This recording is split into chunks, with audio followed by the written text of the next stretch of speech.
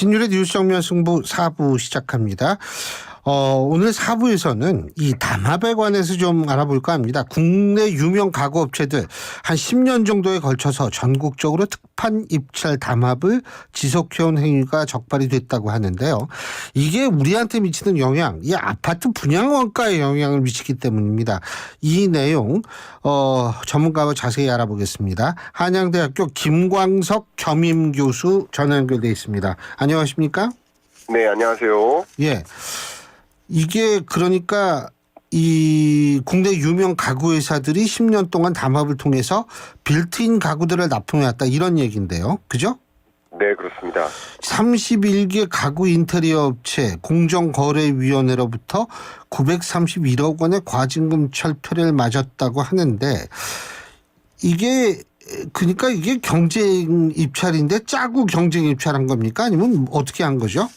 네, 이 통상적인 상황을 먼저 설명드리고 싶습니다. 통상 이 경쟁 입찰 방식으로 이런 공급업체가 정해지는 방식인데요. 예를 들면 뭐 건설사들이 특판 가구를 구매할 때 이 협력업체들을 대상으로 해서 경쟁 입찰 방식을 붙이고요.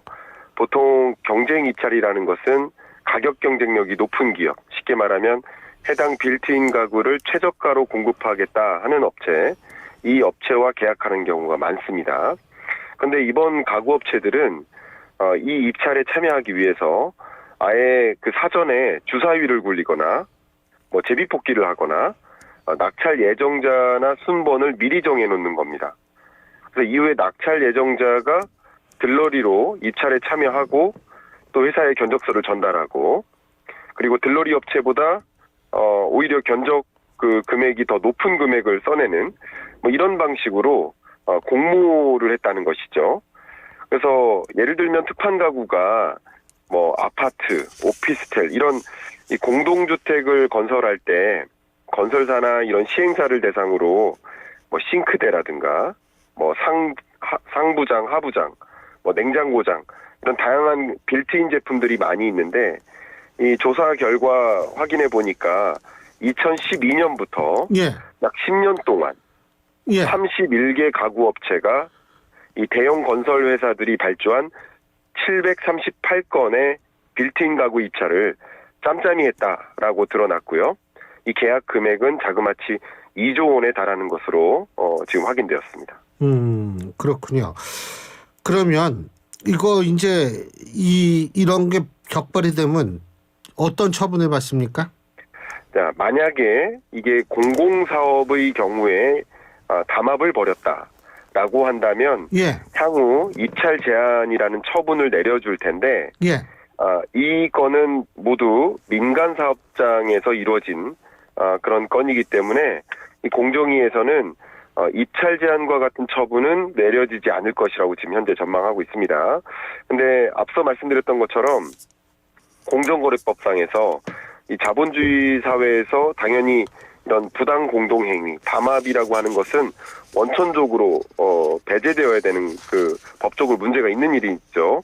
그렇기 때문에 공정위에 고발을 하고 이 특히 8개 주요 업체를 중심으로 입찰 방해 혐의를 적용해서 직접 수사를 하고 있고 그 납품한 가구 업체뿐만 아니라 건설사 뭐 이런 관련자들도 함께 수사를 확대하면서 그 담합을 벌인 문제에 대한 어떤 민사 형사상의 소송 절차는 가져갈 것이라고 볼 수 있겠습니다. 건설사까지 수사한다라는 얘기는 결국은 뭐냐면 이게 이게 담합이라는 건 경쟁 업체들끼리 짠다는 건데요. 그죠? 그렇습니다. 건설사를 수사한다라는 거는 담합을 알거나 담합을 알고 있으면서도 일정 부분 묵인했을 가능성이 있기 때문에 그런 겁니까? 예, 앵커님께서 말씀 주신 대로 그렇게 추론해 볼 수 있다고 생각할 수 있겠습니다. 현재로서는 뭐 조사 결과가 나오지 않았기 때문에 제가 뭐 사전적으로 말씀드리긴 좀 어렵겠지만 지금의 조사 결과상에서는 추론을 해본다면 이 담합은 그러니까 우리나라는 소위 자본주의 사회고 그러면 완전 경쟁 시장이어야 되는 거예요. 근데 독점적 영향력을 행사하기 위해서 담합을 시도하는 행위는 그 행위 자체를 우리 법적으로 제한하고 있는 것입니다. 근데 이 경쟁사들 간의 담합으로 끝나는 것이 아니라 건설사들끼리도 이 담합이라는 것을 미리 알고 사전에 공모하고 그리고 뭔가 대가를 지불받거나 하는 그런 절차가 있을 수 있다라는 근데 전제로 이게 지금 조사가 건설사는 피고인이 피의자가 아니라 참고인 아니에요? 그렇죠. 현재로선 참고인이기 때문에 참고인이라면 그런 혐의를 뒀다라고 우리가 얘기할 수는 없는 거 아닙니까? 네, 앞서 말씀드렸던 것처럼 이 혐의가 있다라고 말씀드린 것이 아니라 그렇게도 이 일이 전개됐을 수 있다라는 가능성을 두고 조사하고 있는 과정이라고 설명드리겠습니다. 예. 자, 그러면 아파트 분양가에는 이런 것 때문에 얼마나 영향을 미쳤죠?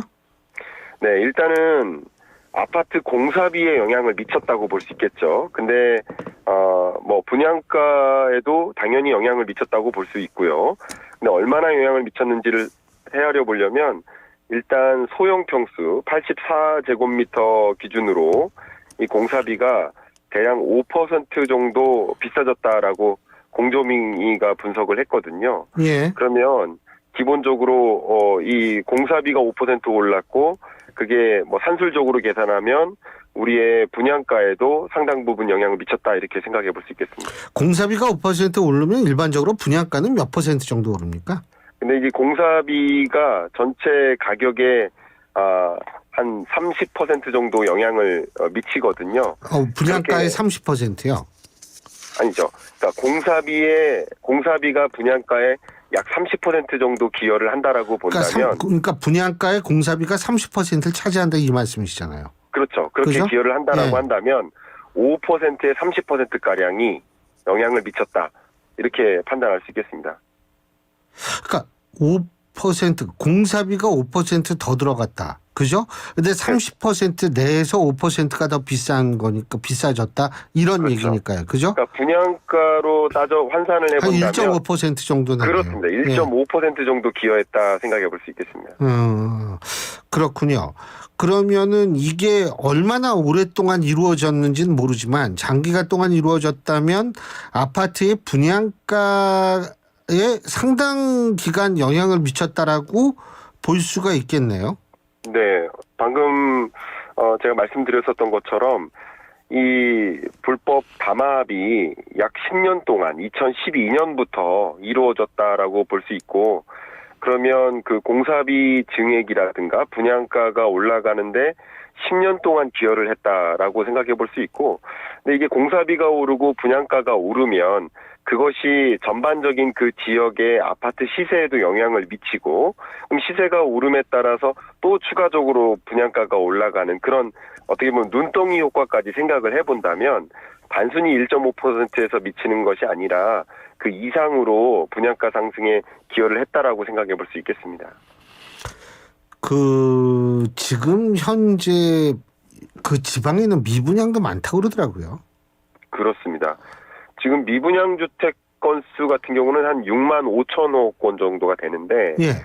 물론 서울 수도권 미분양 주택도 있지만 절대적으로 많은 비중이 지방 미분양입니다. 예. 그러니까 미분양 주택 건수도 굉장히 해소되지 않고 뭐 심각한 상황으로 놓여져 있고 미분양이 해소되지 않다 보니까 부동산 PF와 같은 그 위기 의식을 갖게 되는 4월 위기설의 거의 주인공이죠. 그런 요인들도 많이 등장해서 전반적으로 경제를 좀 하방 압력을 주는 요소가 되고도 있습니다. 근데 분양가 이렇게 미분양 많은데 분양가 오르고 있어요 지금? 그게 좀 아이러니한 모습인데요. 오르는구나. 왜냐하면 예. 분양가는 이제 공급가잖아요. 예. 네, 건설비가 오르고 그럼 건설비가 오른 만큼 가격을 어느 정도 상향 조정해야 왜냐하면 건설사는 기업이고 기업은 이윤을 확보해야 되니까 마이너스 이윤을 보면서 이 건물을 매도하려는 생각은 없는 거죠. 그래서 분양가도 오르고 있는 상황이라고 볼 수 있겠습니다. 근데 그 건설 자재들이 실제로 진짜로 그렇게 많이 올라요? 건설 자재 그 정도는 많이 안 오른다라는 얘기가 있는 것 같아서 여쭤보는 건데. 예, 맞는 말씀이시고요. 뭐 예를 들면 2022년에는 철근 가격이나 시멘트 가격이나 각종 건설 소재 가격이 급등했었는데 22년 중반 이후로는 다소 하향 안정화되고 있어요. 그럼에도 불구하고 공사비는 계속 증액하고 있어서 자재값 오르는 것보다 공사비 그 비용이 더 많이 증가했다라는 식으로 건설사들이 주장하고 있다라고 많은 이제 시민들이 호소하고 있는 입장도 있습니다. 올해는 그럼 얼마나 오를까요? 아파트 분양가? 네, 아파트 분양가 상승률은 약 한 7에서 12% 사이로 상승세가 유지될 것으로 현재 판단하고 있거든요. 이제 물론 미분양 문제가 심각한 지역의 경우에는 분양가 상승 속도가 뭐 5%나 7% 이내로 결정되겠지만 미분양 문제가 거의 없는 뭐 수도권의 경우에는 분양가 상승 속도가 더 높게 유지될 것이라고 보고 있고 그만큼 수요가 뒷받침되는 그런 지역의 경우에는 이 공사비 증액분만큼 분양가를 뭐 철저하게 높게 적용하고 있는 모습이 나타나고 있습니다. 7에서 12%. 그거는 이 사람들이 주장하는 이 공사비가 올라서 그렇게 오른다는 거예요? 네. 공사비가 오른 만큼 이제 분양가를 높게 잡아야 된다, 책정해야 된다라는 건설사의 입장도 있지만 그렇게 분양가를 높게 측정했을 때 그것이 수요로 연결되는 그 비중도 많이 있거든요. 물론 미분양이 여전히 심각하기 때문에 또 부동산 PF 대출 잔액도 너무나 높기 때문에 이것을 빨리 해소하기 위한 건설사의 입장에서는 그렇게 높게 잡기는 어렵겠죠. 수요가 뒷받침되는 지역의 경우에는 분양가 상승 속도가 굉장히 높기 때문에 그게 평균적으로 적용하면 그 정도로 추산된다라고 말씀드릴 수 있겠습니다. 아니, 제가 왜 또 이거 여쭤보냐면, 뭐 어떤 지역에서 재건축, 재개발 한다고 그랬는데, 너무 건설사들이 너무 높게 불러가지고 이게 무산되고 막 이런 거 뉴스에서 봤거든요. 그렇습니다. 그러니까 이제 이게 도대체 진짜 그렇게 많이 들어가는 건지 이게 많이 안 남아서 결국은 무산이 될 것 같은데, 그죠? 네네. 근데 이거 어디까지 이거를 신뢰를 해야 되는지 잘 모르겠더라고요. 네. 아마 이 방송을 청취하고 계시는 우리 청취자 여러분들도 우리 앵커님하고 똑같은 입장에서 이 말씀을 좀 듣고 계실 거라고 생각이 됩니다만, 건설 사업은 어쨌든 비즈니스이고, 건설사 입장에서는 이윤이 담보가 되어야만 그 사업을 할 수 있기 때문에 재건축, 재개발과 같은 규제를 완화하는 과정에서도 반드시 재개발, 재건축으로 이어지지 않을 가능성은 있는 겁니다. 그래서 말씀드렸던 것처럼 수요가 뒷받침되는 그런 지역의 경우에는 재개발, 재건축도 이루어지고 또 분양가도 높게 책정이 되는 가능성이 높지만 미분양이 많거나 수요가 뒷받침되지 않는 지역의 경우에는 재개발, 재건축으로도 이어지지 않고 그리고 미분양이 있기 때문에 분양가도 상대적으로 공사비만큼 그 증액분만큼 분양가도 상승하지 않을 가능성도 많이 있다. 이렇게 판단 내려집니다. 아까 얘기로 돌아가서 우리가 이제 빌트인 가구 담합 얘기를 하다가 이 얘기가 나왔는데 다른 건축자재에 있어서의 담합 가능성은 없을까요? 그러니까 역시 이 부분도 추론입니다. 아직 조사된 결과가 없기 때문에 한 가지 우려는 가구 기업들 간의 담합 그리고 건설사와의 담합 또 한 가지는 그 외의 다른 건설 자재 공급업체들의 담합도 우려된다. 저는 이렇게 말씀드리고요. 가장 대표적으로 시멘트라든가 철근 그리고 벽돌과 같은 주요 건설 자재들 이 공급업체들 간의 담합도 있을 수 있다라고 생각이 되고요. 그래서 이번 조사가 결과가 내려지면 그런 결과의 정황을 살펴보고 인근 다른 건설 공급업체들 그 산업에 걸쳐서도 이런 조사를 확대해 나가지 않을까 이렇게 생각을 해봅니다. 한 가지 더. 이 3기 신도시 중에서 최초로 사전 청약 받은 곳이 인천 계양 공공분양 아파트라고 하는데 여기 사업비가 폭등했다며요. 그렇습니다. 이런 것도 관련이 있을까요? 어떻게 보세요? 네. 물론 관련이 있습니다. 그러니까 이 분양 사업이라는 것, 건설사의 분양 사업은 분양가를 선정할 때 공사비 증액분을 분명히 명시를 하거든요.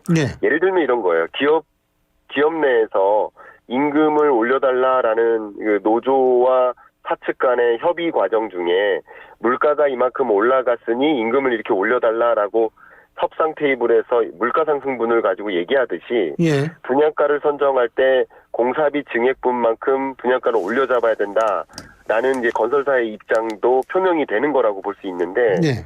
말씀드렸던 것처럼 가구 입찰 담합에서 담합이라든가 그밖에 나머지 공사비도 같이 증액됐기 때문에 예. 이런 공사비 증액분에 대한 반영, 그러니까 분양가로의 반영 이런 것들을 적극적으로 반영해 나갔기 때문에 인천 계양의 경우에는 정말 30% 이상 사업비가 증가했다고 판단할 수 있겠습니다. 예, 잘 알겠습니다. 오늘 말씀 여기까지 듣죠. 고맙습니다. 감사합니다. 예, 지금까지 한양대학교 김광석 겸임교수와 함께했습니다.